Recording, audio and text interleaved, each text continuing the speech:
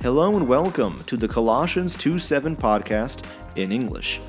Du hörst gerade eine monatliche Folge für unsere Freunde in den Staaten. While our regular listeners are primarily German, we are delighted to have a growing number of listeners from the States as well. Odds are you know us personally, and I want to thank you for tuning in. In this special episode, we invite you, dear friend, to join Willi and me as we engage in thoughtful conversation about life and ministry within the German context. A lot of things were going through my mind at the exact same time, and I thought that was funny. Which part? For instance, that I saw that you bought that shirt for like everyone in the family. Because in your living room, you had like multiple sets of them in different sizes. Yeah, well, not the same design. Oh, okay. But at Lidl, yeah, that was on Friday, last minute. I just grabbed stuff, whatever was left before the Germany game. Because Livy said, "Oh, I don't have anything that shows Germany." I said, "Okay." Well, I did. When was this? The opening game was Wednesday, right? No, Friday. No, Friday. Friday. And I thought, you know what? I'll see. Because I brought 3 jerseys back from the States. American soccer. Germany soccer. I don't like the colors, but they beat Brazil 7-1 in that jersey. So I like that jersey. Sure. And then white, because you need to have white. I can't. No. Is it all... Did they shrink when you washed them? They shrunk over here. Yes. Mm-hmm. I think it's because of in the airplane, it just sucks everything. Why does it not suck in the people too? I don't know. Because you're in the cabin and they change the pressure. But not the clothes? Not the clothes, because it's a different... Actually, it's true. Because we took, those Aufbacksemmeln. Not the frozen ones, but the ones that normal ones. Yeah. Yeah. We took those, and it sucks out a lot. And it's sealed, and actually one package molded in the 8-hour airplane. Really? Yeah. So probably too much moisture because it's heat and cold in there, and so. I did like a promo video for soccer camp when I was in Cambridge. The university, of course. Yes. In and at. Sounds similar, it's very different. And in the soccer promo, which is still on Facebook, you can still see it. I'm wearing the black and red striped Germany jersey. And it was loose? It fit well. It fit well. I bet now you actually feel it better. I was filling it before, but it was loose around the tummy. Yes. Now it's also filling in there too. Yes. I know how that feels. Even though the European Cup's going on right now. Yes. In Europe. In Germany. Yeah. Good job. So, do you think Brazil's going to win or Argentina? I did see those interviews. Really? Yes. Who were they interviewing? I don't know, people on the street. But there was actually a sport event that happened just a few weeks ago that was actually more remarkable than what's going on right now. Pickleball? Huh? Pickleball? No. Croquet. No. Crochet. Cricket. Not crocheting. That's a different sport. It's a different sport, but most of the world used to be an English colony. And from those countries, you have cricket. That's why in the Western world, like in the States, we didn't even know that the United States had a team. Yeah. They won the World Cup last week. Really? Yes, against Pakistan. USA was ranked 18, and Pakistan, either it was 2 or 6. Wow. And the other teams, those are professional athletes, like our soccer. Our cricket team, no one even knew that we had a cricket team. These people have full-time jobs. They're principals, dentists, lawyers that play cricket for a hobby. And they won. That's quite odd. All you hear about that is crickets. Crickets. Dun, dun. Maybe I should start my own podcast just with jokes. With dad jokes? Yes. I mean, I could start it. Doesn't mean that anybody's going to listen to it. Well, we had a Facebook page of Dr. Cole jokes. Yes, I remember. It was eventually taken down. You were asked to take it down. By him? Yes. Not because he was opposed to the jokes. Probably because he didn't want others to get the jokes before they attend his class. No, it's more like it's just a bad look if you're a professor at Faith and you're mostly known for your Star Wars and Lord of the Rings puns. You're talking about Dr. Myron? No, he is known. He is known for his puns, and we had this Was yes, he was known. No, he's still known, I guess. Yes. Yeah. But we had someone come visit in seminary chapel, but he knew who Dr. Myron was. And then he said, are you the Dr. Myron? And Dr. Myron, in his fashion, says, yes, kiss the ring. He would say that. He was funny. But he was also a big giver. He took people out to eat all the time. Yes. And if you were on a short-term mission trip, he will give you a nice chunk of change. That's true. Yeah, he actually talked to people and said he would, if they would like, eventually see Greece and Turkey. And he took them to Applebee's. For Thanksgiving. Not me. I mean, I was never fortunate enough, but we went to the same church. Mm-hmm. In the last episode, we ended talking about, you said you had to round up the dogs. Yes. That was right before a deacons meeting. Yes. And here's an important question. How are you spelling that? How are you spelling dogs? That's a good question. Is it D-O-G-G? Yes. No, you need to say for shizzle. Oh my goodness. I might be too old for that, for shizzle. Or do you spell it D-A-W-G? Your dogs. Yeah, your dogs. I've seen that spelling. No, I think I stick with the normal ones. The normal dogs? Yes. Oh, that's boring. I know. I'm quite boring, remember? Unless we're at a church camp. Then I'm fun. Yes. According to some. You were addressing your deacons as dogs. Yes, correct. And you mentioned that once before, and I think it was in Graf. In Grafenberg, there's a U.S. military church there. Who is still looking for a pastor, by the way. Still looking for a pastor. So if you know somebody, please contact us, all seriousness. Mm-hmm. It's a military church. How do you describe the church? It's a church plant every few months. You start from scratch in a sense. Mm-hmm. Now, that is not completely true, but it gets the idea across because the rotation of the military, the soldiers might come for 6 months, they might stay for 3 years. So anything in between.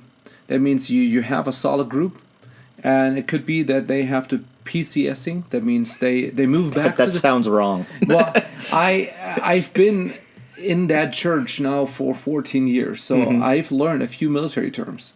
You've been in that church for 14 years? Yes. Well, in and out of that church. Okay. I've been involved in that church. That was our first supporting church.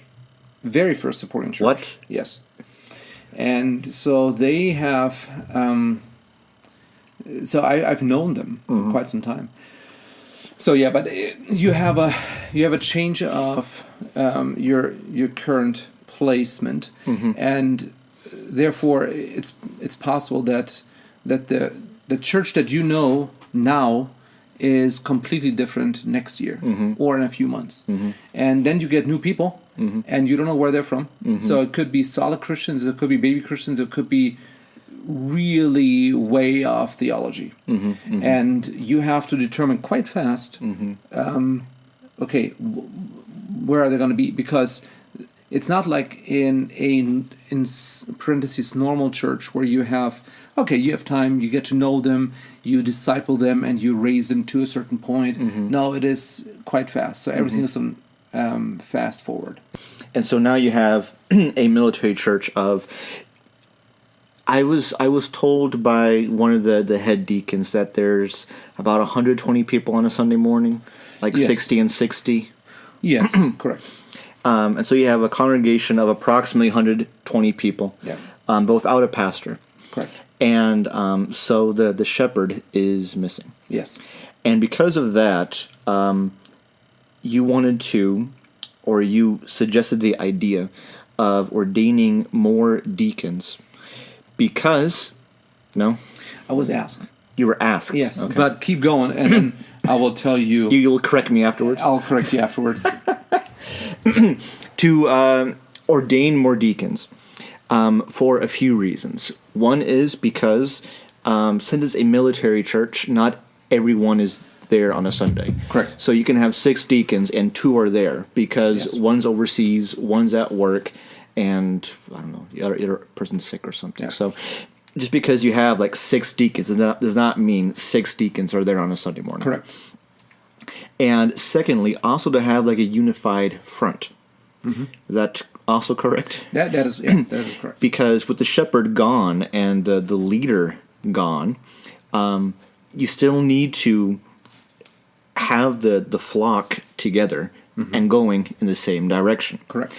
So the more people you have standing behind them in a leadership role, like a deacon, in a servant's role, like a deacon, the more of a unified front you have. Correct. Yes. And you describe them as a shepherd needs its dogs. Correct. Yes. Now let me just correct you. Okay. Because I think it was a learning process for me, and that might be interesting for those listening. Okay. I was approached and I was told, "Hey, we want to ordain more deacons," and in my mind, it was okay, but why? Why not install them as elders? Why install them as deacons if they pretty much have the same qualifications as a pastor, besides teaching and leading? I know there is a difference, and a deacon is not a leader, but that was my mind. But he's not. Correct. So in my mind, it was okay, I'm here to serve, but in that process, I had to rethink. I had to think, okay, why is it my position? And it's always this typical, and I think many of us have that. It's a black and white thinking. So this is right, and this is what the Bible says, so I'll do that, and not this. Well, in reality, a lot of times it is in between. And I'm not talking about gray areas where we're talking maybe sin. It's about the ideal, and then we're talking about this is reality. So, for example, if you're talking about church discipline, well, it's clear in the Bible. It's very clear. Step 1, step 2, step 3, out. Okay, that sounds unloving, but those are the steps. Yeah. Well, that there are months in between those steps, and that somebody could be under church discipline without even knowing it is something that came across my mind. Why is that? And it all goes back to the reason why. So if you confront somebody because they live in sin, well, what is that? That's the first step of church discipline. Why? Because Matthew 18 tells us, if you see somebody sin, go to him, and you will. And if they repent, you won him. So church discipline is over. It didn't go before the church. It didn't even go to the pastor. Nobody knows. But those were the steps. So if that person does not repent, you go with the second. And so still not maybe the pastor, but maybe not. But a second person pleading with the person, repent. If you win them, great. Nobody knows. Everything is fine. Perfect. Now, if step 1, step 2 is not successful, you go before the church. And then suddenly the church says, ooh, now we're starting church discipline process. Oh, it started before that, didn't it? Yeah, it started before. And that is something I think our churches individually, when I talk to the pastors, we have realized it, but nobody practices or nobody has communicated to the church because it is like an aha moment. So, excuse me. So you already practice church discipline. Step 1, step 2, and now it comes before the church. It is not now that the church says, "Oh, now we have to start with step 1." Oh, no. We did 1, 2, and now it is before you. And if this does not work, then you have to excommunicate the person. You have to distance yourself. Now, saying all that, it is a very clear in the Bible, step 1, 2, 3, 4. Yeah. But in reality, it is step 1, a lot of time in between because you plead with the person. And so on paper, it is clear 1, 2, 3, 4. Same thing with deacons. Well, it's very clear the church is led by elders, by pastors. Also not by one, ideally. Yes. I believe it should be multiple ones. Now, that is the ideal. But it is not sometimes not possible because there is not another guy. Maybe you're in a church plant, whatever it is. Or you don't have anybody. So then you have one pastor and that's okay. So ideal is multiple, but in reality it might not be. Same thing with deacons. Now, I didn't see at that point in my mind, why do we have to have more deacons? I didn't understand, and I wasn't told. Then I was told. I was told the whole story. And it was, okay, we have 3 deacons right now. 2 are leaving in the summer. Yeah. And, but while they were there, one was working and the other one was gone because of death. So it was actually just one guy there. Because of a funeral. He did not die. Correct. Yes. Yeah. Because of a funeral. So now, okay, that makes sense. And even if that would not have happened, because of military, they're in and out all the time because they have to work, and it is the men usually working because they're with the military, so they might be in training, they might be in the field. So you need to have multiple guys that are all on the same page. So then I was like, well, perfect. Now I understand. And in my mind, I had to be corrected because I was thinking, what, it needs a pastor. No, they don't have a pastor. And those deacons are not, they don't have a desire to pastor the church, lead the church.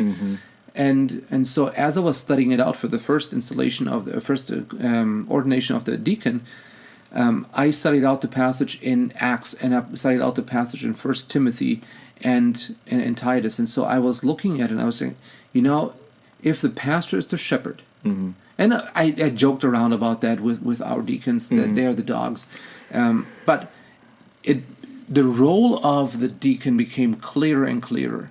And the role, if you look at a flock of sheep, and you see the dogs running around, and you know that there are probably not in Germany, not necessarily wolves coming, but foxes or whatever might come, they have to warn the other sheep and the other dogs and even the shepherd.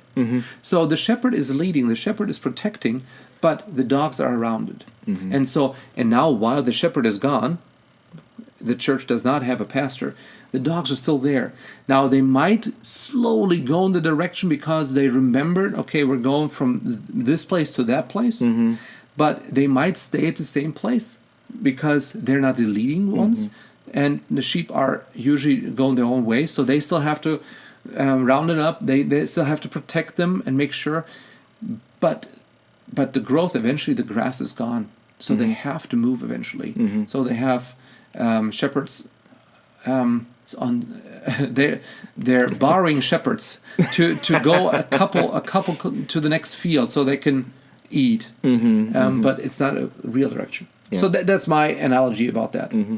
See, I never heard that analogy before. Yeah. But I thought it was fitting. Yeah, thank you. And when I was there, one thing I did notice is that the deacons, they loved their church. Yes. But they're also hurting because the pastor is missing. Yes. And there is no leadership. Correct. And they're taking leadership roles that they have no calling and no desire to have. Exactly. But out of necessity, They have to. Yeah. And so I'm talking with one of them, and he's getting a little teary-eyed, talking about how he's being torn here and there and trying to be involved here and there. Those are all things that the responsibility of being involved in all those ministries of the church, it needs to have the head, which is the pastor. Yeah. And he's trying to kind of fill in those positions a little bit, which is outside of his comfort zone is one thing, but outside of his calling. Yes, correct. And that's very difficult for him. Maybe even ability. Mm-hmm. And that's not even something negative. It's just how it is. Mm-hmm. Our church in Berlin, we did not have any. Actually, did we have a deacon? I don't think we had any deacons. And then a question we would get often is, why? I mean, the church has been there for 10 years. Why do you guys not have no deacon? Because we have 5 men at church, and every last one of them is divorced. And so if you believe that's one of the qualifications for pastors and deacons, they're not fulfilling that. Yeah. And therefore you can't have it. On top of that, one of them was an alcoholic, so you can't have that either. Oh, that's even stronger argument. And so ideally you have pastors and deacons. I find in 1 Timothy it interesting. There's qualifications for a pastor and qualifications for deacons. So it's always assumed that you have a plurality of deacons. Interesting. You do have many cases where you have plurality of pastors, but for the qualification is for a pastor and for deacons. Interesting. I didn't notice it. No? I didn't pay attention to that part. Yeah. Here at church, we were going through qualifications of pastors and deacons. Yes. Because we had one deacon for the longest time, and you saw the need of having more than just one. Yeah. Also because he was fulfilling a lot of roles and responsibilities, and he's very gifted in very niche areas like finances and insurance and that kind of stuff. Yes. And so that's where you can put all of his energy in. Yeah. In other aspects, that's where you'd have the other deacons for. Correct. And we had the conversation, do you have deacons just for purposes? Or do you have deacons because you have deacons? Correct. I think it's yes and yes. Yes, I remember as I was studying it out for our church. I told them because we did it in our men's meeting, and we were sitting down, and I said, well, here's the thing: some churches have a position or a need for a deacon, and so they're looking for the guy. Some churches have deacons, and if there's a need, they will fill it. And I don't think either of them is wrong. In our situation, I was more wanting the deacons that are qualified, and then use them in the areas where it's needed. Rather than, okay, let's look for, well, we need somebody there. Maybe because we're still too small, where we don't have that. But I was more interested in the qualified guys, and then have them, because it might just be simply taking loads off of my shoulders. And Heidi and I noticed it quite fast. And people might have asked, well, what are they doing now? Well, they're helping me. They have your back. They have my back. Now, they had my back before, but it is, I talk to them. For simple decisions, I ask them, hey, you know what? Why don't you decide that? Because I don't need to. And I don't have the capacity for that, or I honestly don't think it's necessarily best if I do that. So why don't you do that? And that was easy. That was nice. So it was very helpful to me. And I think it was helpful for Christian as well, because he was the one who was the deacon, and now he can focus on the one and the other guys can help in other areas. Mm-hmm. I just lost my train of thought. I thought I saw something going by. A little twinkle in my eyes. Yes. Because in Acts, and I've used this example a few times when people ask, well, where can we help? Well, you can always help in kids ministry. I mean, that will always be a need there. Yeah. Because some people need a break, some people can come in. There's always a need in kids ministry. Yeah. And they go, well, that's not my strength. And then I go to Acts, and the probably the first deacons. They were chosen because of their qualifications. And the cool thing is, the pastors didn't even choose them necessarily. Mm-hmm. The congregation recognized who was qualified and said, here they are. And the pastor said, okay, sounds good to me. But they were not chosen because they were good waiters. Mm-hmm. Yes, that's the first responsibility they had, were waiting tables. Yeah, which I think was even more. But yes, but if I want to make it humorous, yes, they were chosen to help with the tables. Yeah. That was probably not their gift. And I'm not even sure if they're the ones that actually did it or simply divided up the responsibility. Mm-hmm. But they were first of all seen for their character and recognized by the congregation. Exactly. And so therefore, if you're trying to find a way to help in ministry, it does not have to be an area where you are already well refined. And it might not be the area where you're so well refined. Mm-mm. Because if you think about it, just because somebody is super gifted doesn't mean that he is a good servant. No. Because if somebody is really good at something, he might be really nasty if you work with him. Mm-hmm. So he might not be able to do that. Mm-hmm. If somebody would be a good singer, somebody said, well, Celine Dion would be terrible for... do you know Celine Dion? From Beauty and the Beast?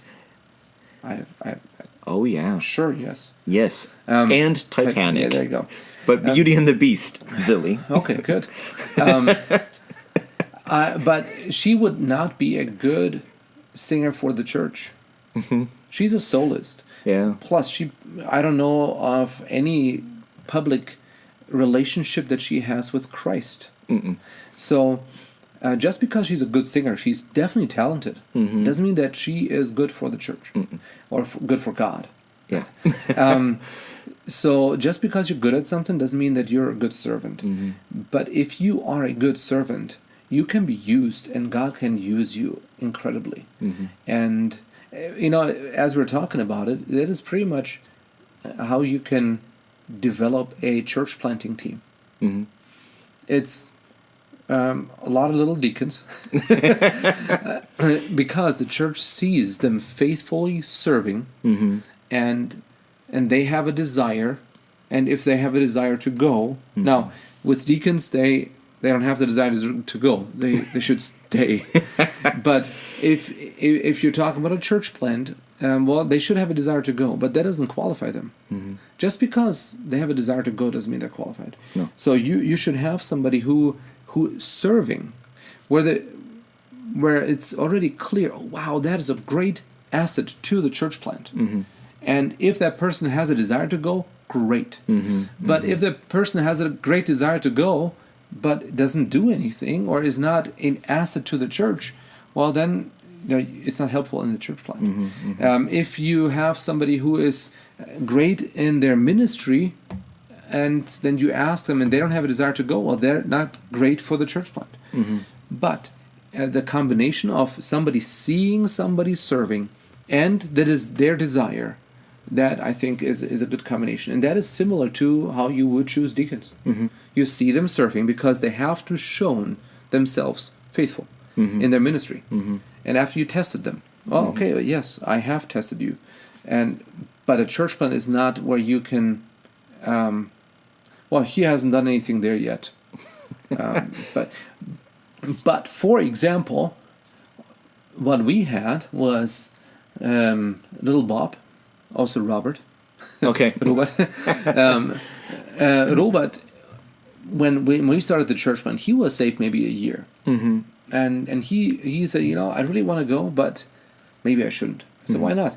Because I'm a young Christian. I don't know what to do. I said, perfect. Mm-hmm. Well, you stick with me, mm-hmm. and we'll work together. Mm-hmm. Now, he's a young Christian who was willing to, but he did not know. Mm-hmm. So I had him in discipleship. I discipled him, and we worked together and all that, and he turned out very, very faithful, good worker, and he's one of our deacons, and he's the one who's going as well. Yes. So yes, of course you could have that, but it is somebody who has to be willing to grow, and probably not somebody who is who is an old Christian, but more a baby Christian, who you can mold because the clay is still wet, and not because clay is already old and hard and you have to break it apart and do whatever you have to do with old clay. I did a whole episode, I think last year, on Robert, and I called it like God uses the unassuming. Yes, I remember. And a lot of people were encouraged by that. Yes. I mean, he's a very unassuming person. He's quite small. He's quite shy. He speaks a lot more now than he did when you first met him, but he's still very quiet. Yeah.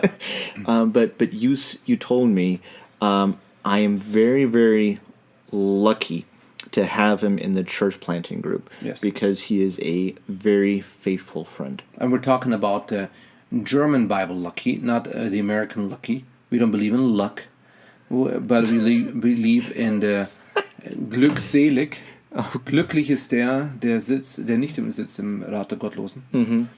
Psalm 1. So if somebody listens, because one time I was told by Kevin, let's see if he's listening or not. Well, why do you believe in luck? So I don't believe in luck. Why would you say that? That's dumb. Then he shows me a message that I sent him.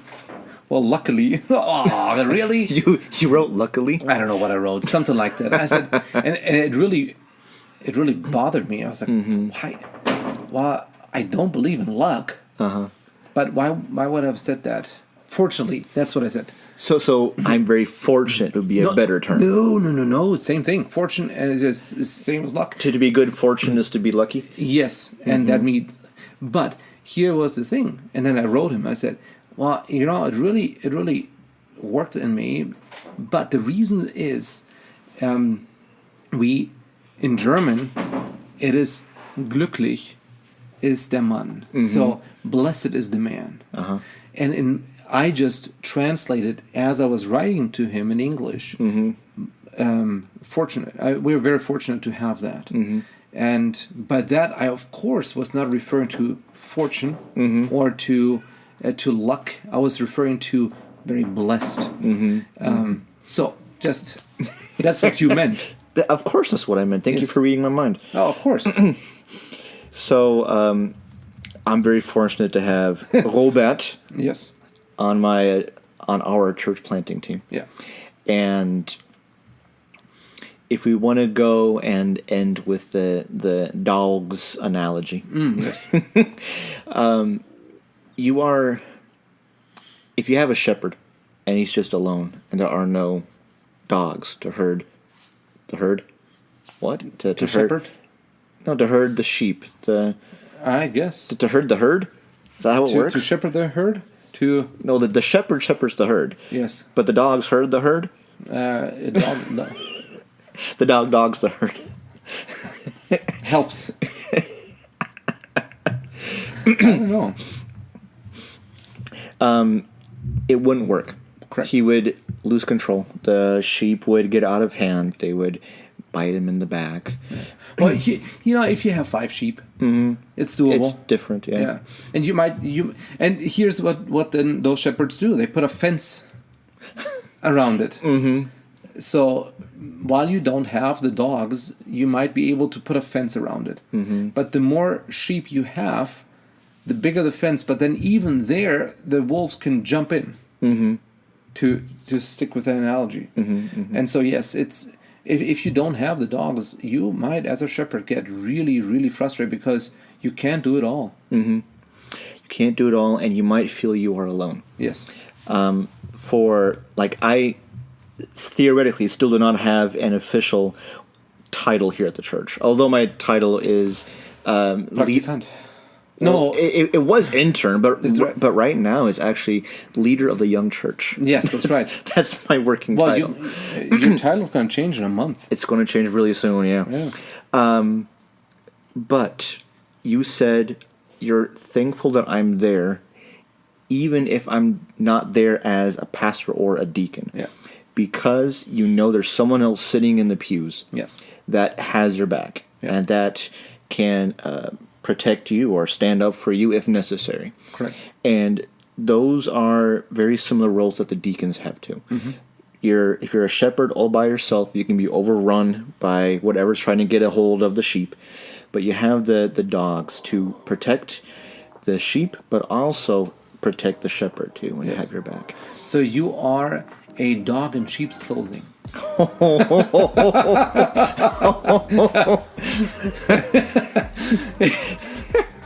Which is good.